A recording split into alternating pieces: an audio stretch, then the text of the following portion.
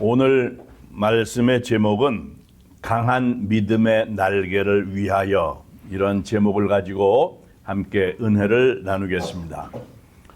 이스라엘 백성들이 애굽에서, 이집트에서 400년 이상, 430년 동안 노예 생활을 하다가 탈출을 하죠. 출애굽을 했어요.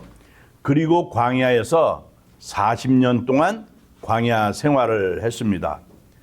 광야 생활의 막바지에 이르렀을 때 모세가 지난 날들을 회상을 하면서 유언처럼 말하고 있는 것이 바로 오늘 본문의 말씀입니다. 하나님의 도우심으로 애굽의 노예 신분에서 벗어난 거예요. 그리고 하나님께서 홍해를 가르셔서, 그리고 애국 군대 추적에서 벗어나게 하셨어요. 이런 모든 일들을 하나하나 기억하고 있는 겁니다. 작은 어려움인데도 불평했던 것이 있고, 그리고 우상을 만들어서 섬겼던 이런 것만으로도 사실은 이스라엘 백성들은 모두 다 광야에서 죽어서 마땅한 그런 사람들이었어요. 그런데도 하나님께서 그들을 구름 기둥으로 인도하시고 불 기둥으로 인도하셨어요. 그리고 만나와 메추라기로 먹이셨습니다. 그리고 이제 광야 생활의 막바지에 이르렀어. 마지막 부분이에요. 그 마지막 부분에 이르렀을 때 모세가 바로 이 모든 것이 하나님께서 광야에서 보호하셨고, 또한 광야 생활을 통해서 훈련시키신 결과라고 하는 것을 고백하고 있는 거예요.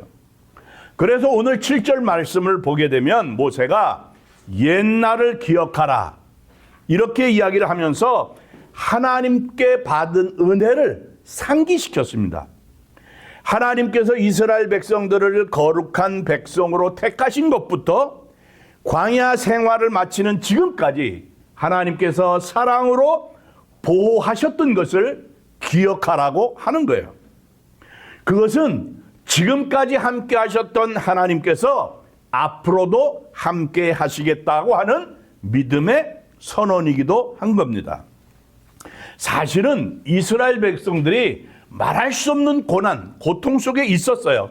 얼마나 힘든 시간을 보냈는지 사실은 세상적으로 볼 때, 세상 사람들이 볼 때 정말 하나님께서 그들과 함께 하신 것이 맞는가 하는 그러한 이야기를 할 정도로, 세상적인 눈으로 볼 때에는 하나님이 정말 그들과 함께 했는가, 그러한 이야기를 하기가 어려울 만큼 이스라엘 백성들은 정말 힘든 시간을 보내야만 했습니다. 자, 창세기 15장에 보니까 하나님께서 아브라함에게 어떠한 약속을 하셨는가 하면, 애굽 강에서부터 큰 강 유브라데까지 네 자손에게 주리라, 하나님이 아브라함에게 이렇게 말씀을 하셨단 말이에요. 그런데 지금 이스라엘 백성들을 보니까 이스라엘 사람들은 아직도 이 사람들이 정착하고 살 만한 자기들 자신의 땅을 한 평도 갖지를 못했어요.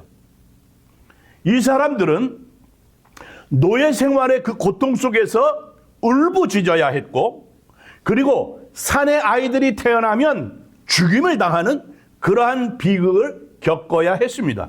그것만이 아니에요. 하나님의 인도하심을 따라서 애굽에서 출애굽을 했어요. 나오게 됐어요. 그런데 출애굽을 한 그 이스라엘 백성들 앞에 하나님께서 약속하신 젖과 꿀이 흐르는 그러한 땅이 기다리고 있는 그것이 아니라 그냥 메마르고 삭막한 아무것도 할 수 없는 험한 광야, 황무지, 불모지가 가로막고 있었다고요. 이 사람들은 한 곳에 정착하지도 못했고 여기저기로 이리저리로 떠도는 삶을 계속할 수밖에 없었습니다. 그런데 모세가 왜 그러한 옛날을 기억하라 이렇게 얘기를 하고 있느냐고요. 10절에 보니까 여호와께서 그를 황무지에서 짐승이 부르짖는 광야에서 만나시고 호위하시며 보호하시며 자기의 눈동자같이 지키셨도다, 이렇게 말씀을 하고 있어요. 이스라엘 백성들은 풍족하고 근심이 없는 곳에서 하나님을 만난 것이 아니었어요. 이 사람들은 황무지에서 먹을 것이 없어요. 마실 물이 없어요. 그래서 이런 것을 찾아야 헤매야만 했던 그러한 상황이었어요. 그리고 이들이 지금 처해 있는 환경이라고 하는 것은 황무지예요. 광야예요. 짐승이 울부짖는 광야고 불모지예요. 그래서 자기 자신과 자기 자신의 가족의 안전을 걱정해야만 하는 그러한 곳이에요. 그러한 상황이에요. 그런 그때 이 사람들은 하나님을 만났던 거예요. 편안하고 풍족하고 근심도 없는 그런 때 하나님을 만난 것이 아니라 정말 힘들고 어려운 그러한 환경 속에서 하나님을 만난 거라고요. 보통 사람들은 잘 나갈 때 하나님을 찾지 않죠. 그런데 정말 힘들고 어려운 그러한 때 오히려 주님을 만나는 기회가 된다라고 하는 것을 우리가 사실은 체험하면서 살아요. 바닥으로 떨어지는 그러한 아픔 속에서 하나님이 위로해 주세요. 붙들어 주시고요. 눈물을 닦아 주셔요. 그런 하나님을 만나게 되는 겁니다. 그래서 옛날을 기억하라는 거예요. 그러고 보면 아픔이 있었고 눈물이 있었다는 것은 결국은 반대로 말하면 하나님의 은혜와 사랑이 있었다고 하는 그러한 이야기가 되는 거예요. 그래서 시편 기자가 시편 119편 71절에서 어떻게 고백을 하는가 하면 고난당한 것이 내게 유익이라. 이로 말미암아 내가 주의 율례들을 배우게 되었나이다. 이렇게 고백을 했어요. 고난의 시간들도 돌이켜보면 다 하나님의 은혜였다는 거예요. 오늘 우리가 부르는 찬양에도 그런 고백이 있잖아요. 지나온 세월들 돌아보아도 그 어느 것 하나 주의 손길 안 미친 것 전혀 없네. 오 신실하신 주, 오 신실하신 주, 내 너를 떠나지도 않으리라. 내 너를 버리지도 않으리라. 약속하셨던 주님, 그 약속을 지키사 이후로도 영원토록 나를 지키시리라 확신하네. 여러분 어떠세요? 우리가 돌아보게 되면 우리 모두가 다 하나님의 은혜 속에서 살아온 거예요. 지금까지 하나님의 은혜로 살아온 거예요. 정말 힘들고 어려웠어요. 그래서 눈물을 흘릴 수밖에 없는 그러한 고난의 시절도 있었어요. 그러나 결국은 모두가 다 하나님의 훈련의 시간이었다는 거예요. 하나님께서는 아픔과 눈물 가운데서 우리를 만나 주셨고 어려움과 고난의 과정을 통해서 우리를 강하게 하셨습니다. 11절 말씀을 보면 마치 독수리가 자기의 보금자리를 어지럽게 하며 자기의 새끼 위에 너풀거리며 그의 날개를 펴서 새끼를 받으며 그의 날개 위에 그것을 엎는 것 같이 이렇게 말씀을 했어요. 하나님께서 이스라엘 백성들을 이렇게 훈련을 시켰다는 거예요. 마찬가지로 하나님께서 우리도 이렇게 훈련을 시키십니다. 독수리가 둥지를 만들었어요. 그리고 거기에 알을 낳고 새끼를 깠어요. 새끼를 키우면서 어미의 도움이 필요 없을 때까지 어미가 날아다니면서 먹이를 물어다 먹여주고 지켜줍니다.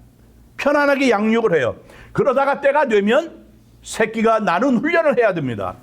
그 첫 번째 훈련 단계가 뭔가 하면 그동안 새끼들이 자란 둥지를 흐트러뜨린다는 거예요. 먼저 안쪽에 있는 부드러운 풀잎들 또 솜털 이런 것들을 흐트러 버리는 거예요. 없애버리는 거예요. 그러면 이 새끼 독수리가 거기에 가만히 안주하고 있을 수가 없어요. 자꾸만 바깥으로 나갈 수밖에 없는 거예요. 둥지 안에 있을 수가 없는 거예요. 그러다 보니까 날갯짓을 하면서 이게 훈련이 되고 그러면서 창공을 나르게 되는 거예요. 독수리가 보금자리가 없어요. 살 수가 없지요. 새끼가 보금자리가 없으면 살 수가 없어요. 이 독수리 새끼의 둥지는 독수리 새끼가 전적으로 의지하는 곳이에요. 아래에서 깨어나서 지금까지 자기가 살아왔던 자기의 보금자리예요.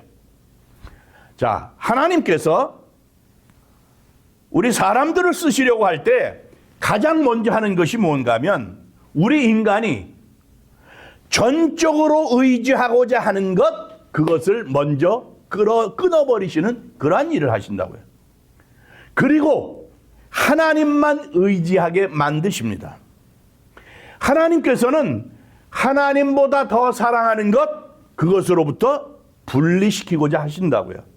그래서 모세가 출애굽기 20장 5절 6절에서 하나님에 대해서 어떻게 말을 하는가 하면, 나 내 하나님 여호와는 질투하는 하나님인즉 나를 미워하는 자의 죄를 갚되 아버지로부터 아들에게로 3, 4대까지 이르게 하거니와 나를 사랑하고 내 계명을 지키는 자에게는 1000대까지 은혜를 베푸느니라, 이렇게 말씀을 했어요. 하나님, 이스라엘의 하나님은 질투하시는 하나님이라는 거예요. 그래서 하나님을 떠나게 되면 3, 4대까지 죄를 갚겠다는 거예요. 그러나 하나님을 사랑하고 하나님의 계명을 지키는 자에게는 1000대까지 은혜를 베풀겠다고 하나님이 말씀을 하셨어요. 그렇게 하나님께서는 하나님보다 더 사랑한 것, 그것이 무엇이든지 간에 그것으로부터 분리시키십니다. 그리고 나서 그 사람을 사용하시는 거예요. 자, 아브라함을 한번 생각을 해보세요. 아브라함이 100살이 돼서 아들 이삭을 낳았잖아요. 100세가 돼서 아들을 낳았으니 그 아들이 얼마나 귀하겠어요. 말로 표현할 수 없습니다. 그러다 보면 자칫 잘못해서 자기 자식이 우상이 될 수 있어요. 그래서 하나님보다 자식을 더 사랑해요. 그래서 하나님을 잃어버릴 수 있는 가능성이 있는 것이 인간이에요. 일반적으로 그렇잖아요. 하나님보다 내 자식이 우선이라고요. 그래서 자식이 우리의 우상이 된다라고 하는 그런 말씀을 하는 거예요. 그래서 하나님께서 이삭으로부터 아브라함을 분리시키고자 하신 거예요. 그래서 100세가 돼서 낳은 아들을 제물로 바치라고 그러잖아요. 그래서 아브라함이 하나님의 말씀에 순종해서 이삭과 분리해서 하나님을 더 사랑하는 모습을 하나님께 보였단 말이에요. 그랬더니 하나님께서 하나님을 더 사랑하는 그 아브라함의 모습을 보시고 어떠한 말씀을 하셨는가 하면, 그 아이에게 내 손을 대지 말라. 그 아이에게 아무것도 하지 말라.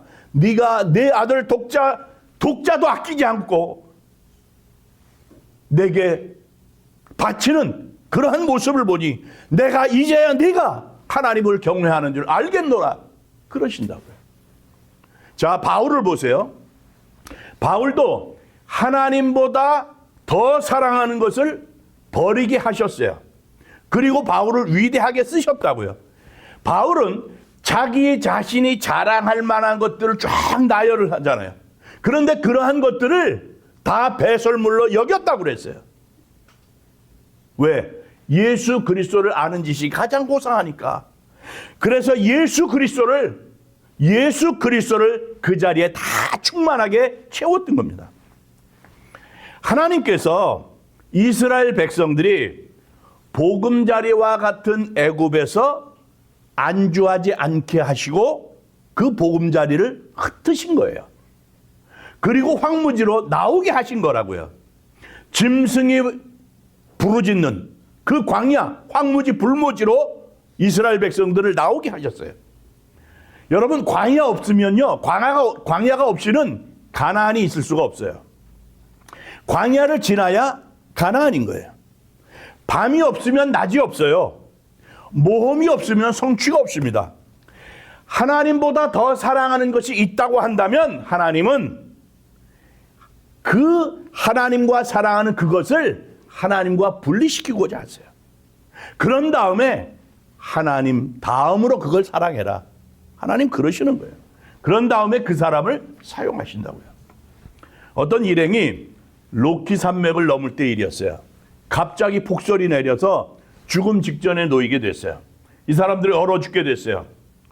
그 눈 속에서 마른 가지를 찾아서 모았습니다. 그런데 불을 붙여야 되는데 불을 붙일 만한 불쏘시개가 없는 거예요.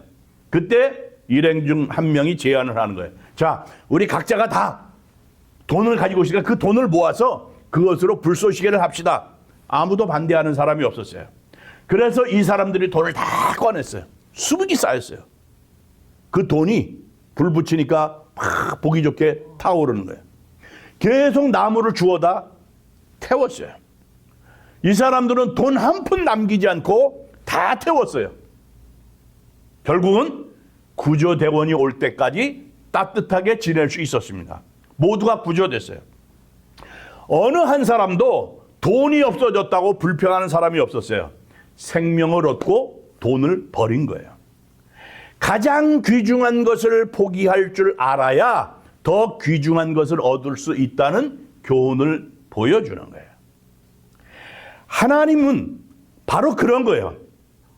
내가 이것이 없으면 정말 못 살 것 같아요. 그런 둥지가 있단 말이에요.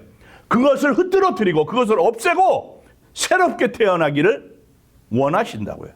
바로 이것이 하나님의 훈련 방법입니다.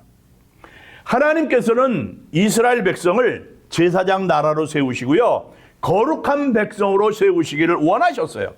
그러기 위해서 이스라엘은 훈련을 받아야만 했습니다. 하나님께서 먼저 이스라엘 백성들의 둥지를 흩으셨습니다. 400년 동안 이스라엘 백성들이 애굽의 고센 지역에 살았어요. 요셉으로 인해서 야곱의 자손들 75명이 애굽에 들어와서 풍족한 땅 고센에서 살게 됐다고요. 그런데 요셉을 모르는 바로 왕이 등장하면서부터 이 이스라엘 백성들을, 히브리 민족들을 박해하면서 핍박하면서 노예로 부린 거예요. 그러면서 이스라엘의 둥지가 흐트러지기 시작한 거예요.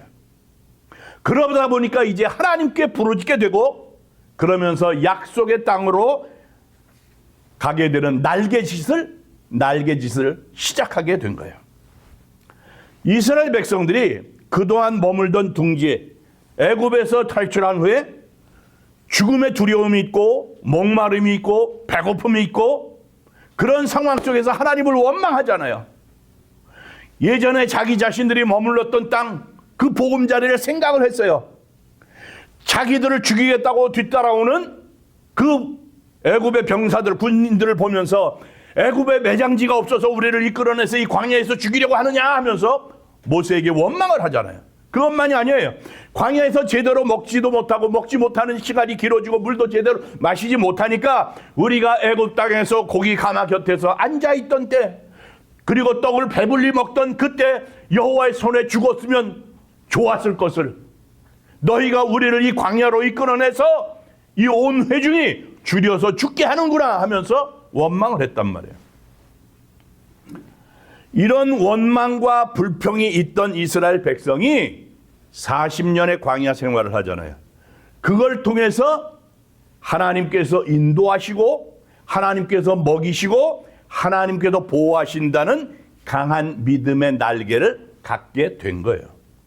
여러분, 힘들고 어려운 세상살이죠. 그런데 하나님이 주시는 훈련을 통해서 하나님이 허락하신 능력의 날개를 발견하시기를 바랍니다. 이스라엘의 동화에 새들의 불평이라고 하는 게 있어요. 하나님께서 각양각색의 동물들을 만들어서 산과 들로 내려보내셨단 말이에요. 그런데 새들이 불평을 하는 거예요. 다른 동물들한테는 왜 튼튼한 다리를 주면서 왜 우리한테는 이렇게 가느다란 다리를 주십니까? 그리고 왜 우리 어깨에는 이렇게 날개라고 하는 무거운 짐을 매달아 주십니까? 도대체 무슨 이유 때문에 그렇습니까? 그때 하나님께서 새들에게 뭐라고 말씀을 하시는가 하면, 너희가 무거운 짐으로 여기는, 너희가 무거운 짐으로 생각하는 양쪽의 그 날개를 한번 활짝 펴서 흔들어 보아라. 그랬더니 독수리가 가장 먼저 그 거추장스러운 짐으로 여겼던 그 육중한 날개를 쫙 펴가지고 흔들었던 거예요. 그 순간 독수리의 몸이 창공을 향해서 쫙 날아가는 거예요. 새들의 양 어깨에 붙어있는 날개는 괴롭게 짊어지고 있는 짐이 아니라 창공을 가로지르는 도구였던 거죠. 여러분, 하나님께서 우리에게 허락하신 날개를 발견하시기 바랍니다. 우리 모두 다 짐을 짊어지고 살아요. 세상의 짐. 이런저런 짐을 우리가 등에 짊어지고 있어요. 어떤 사람은요, 부모도 형제도 자식도 짐이에요. 어떤 사람들은, 어떤 이들은 교회에 와서 이러한 짐 저러한 짐을 짊어집니다. 그러나 그러한 짐이 오히려 하늘을 가로지르는 날개가 될 수 있다고 하는 것을 믿으시고 인내하며 견디시기를 바랍니다. 성경은요, 고난이 찾아올 때 긍정적인 반응을 보이라고 가르치고 있어요. 그래서 야고보서 1장 2절 말씀을 보니까 내 형제들아 너희가 여러 가지 시험을 당하거든 온전히 기쁘게 여기라 이렇게 말씀을 했어요.